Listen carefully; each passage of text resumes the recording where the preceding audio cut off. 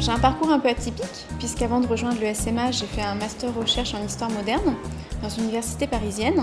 Et finalement, en dernière année, je me suis rendu compte que l'enseignement, qui était le métier auquel je me destinais initialement, ne me correspondait pas. J'ai donc cherché une nouvelle voie professionnelle et j'ai découvert un peu par hasard les ressources humaines.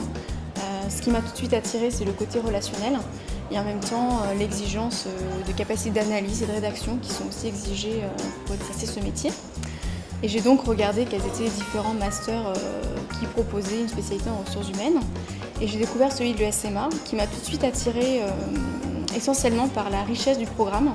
J'ai effectué mon stage au sein d'une PME qui s'appelle Finance Active, qui est spécialisée dans la gestion financière.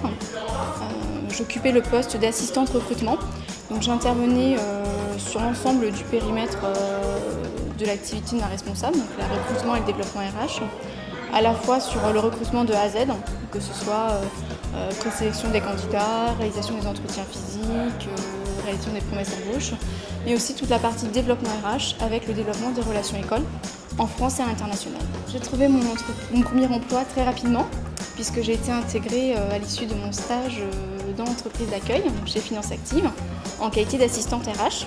Donc j'ai gardé mes principales missions qui étaient développement des relations écoles et des réseaux sociaux, avec une nouvelle casquette plus sur l'administration du personnel et la paie. Je fais un bilan plutôt positif de ces 15 mois d'alternance au sein de l'ESMA, tout simplement parce que ça m'a confirmé dans mon choix d'orientation professionnelle. J'ai vraiment apprécié les différents enseignements que j'ai pu suivre et à la fois la mise en pratique en entreprise.